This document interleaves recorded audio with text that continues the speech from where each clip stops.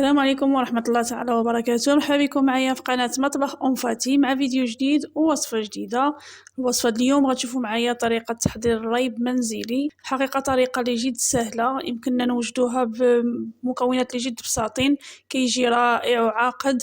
نتمنى انه ينال الاعجاب ديالكم وندوزو باش تشوفوا مقادير وطريقة التحضير. بالنسبة للمقادير غادي نحتاجو إطرو ديال الحليب،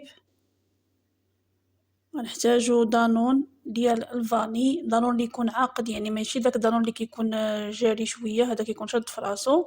وكنحتاجو 2 معالق ديال السكر حبيبات. بالنسبه للسكر كيبقى دائما اختياري. غادي ناخد نص سيترو، غناخد منه غير واحد الكميه اللي غادي نخلط مع هادوك المكونات. غنخلي الحليب الباقي على جنب، وغادي نضيف داك الياغورت ديال الفاني. كما سبق لي وقلت لكم، الياغورت خصو يكون داك اللي كيكون شاد فراسو، كيكون عاقد باش كيجينا الريب ديالنا ناجح كما كتشوفوا معايا.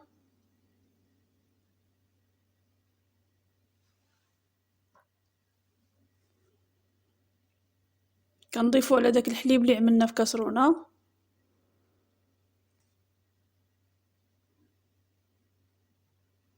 وغادي نضيف داك السكر سنيده.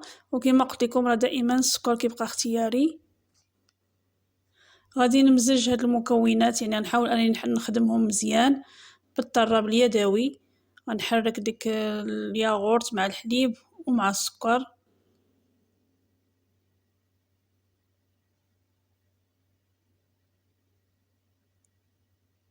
بالنسبه لهاد الحليب والياغورت كيبقى حتى الاخر عاد كنضيفوه، غير غادي نخدموه دابا وغنخليوه على جنب حتى نساليو. من بعد ما غنديروا الحليب ديالنا الاخر يغلى صافي غنحطوه جانبا. غنجيب كاسرونه اخرى كبيره وغنحاول انني ندير فيها داك الحليب اللي بقى ليا كامل.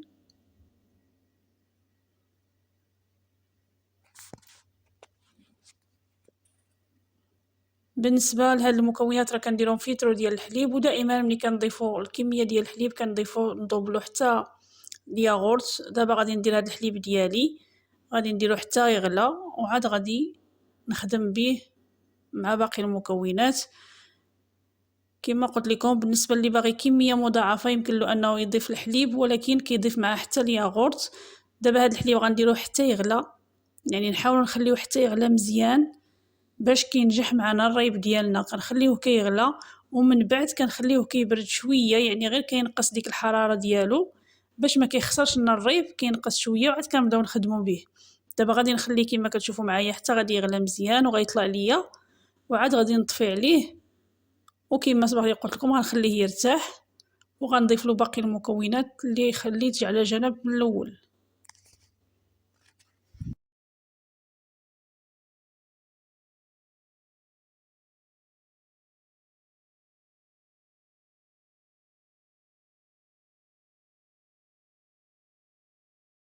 كما شفتوا دابا ها هو الحليب ديالي بدا كيغلى كما شفتوا معايا. صافي من بعد ما كيبدا يعمل هاد الفقاعات هكا صافي كنطفيلو مباشره وكنحطو حتى كما قلت لكم كيبرد شويه.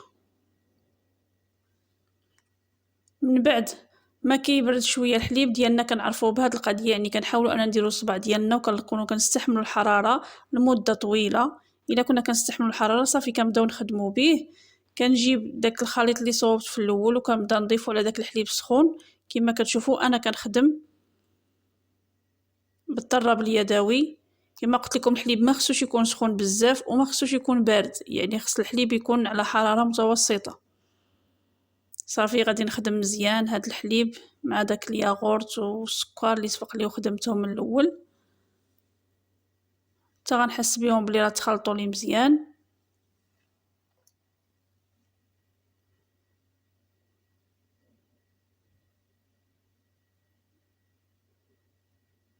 وفي نفس الوقت راه كنحاول انني كنبردو شويه باش ملي كنضيفو في القرعه ديال البلاستيك ما كيخسرهاش ليا. كما كتشوفوا صافي دابا يعني راه خدا ديك الحراره المتوسطه ديالو.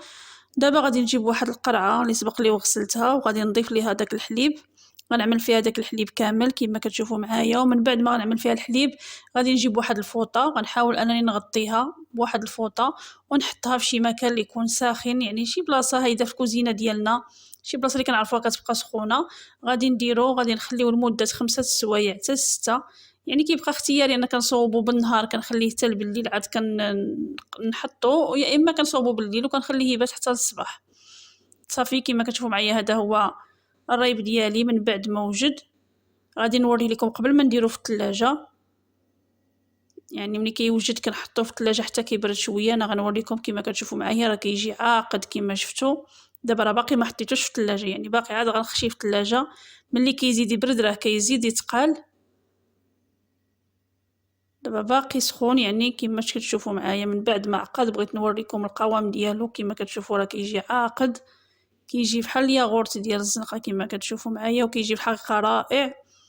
وحتى ديك الدانون اللي ضفنا ليه ديال الفاني كيخلي ديك النسمه د الفاني.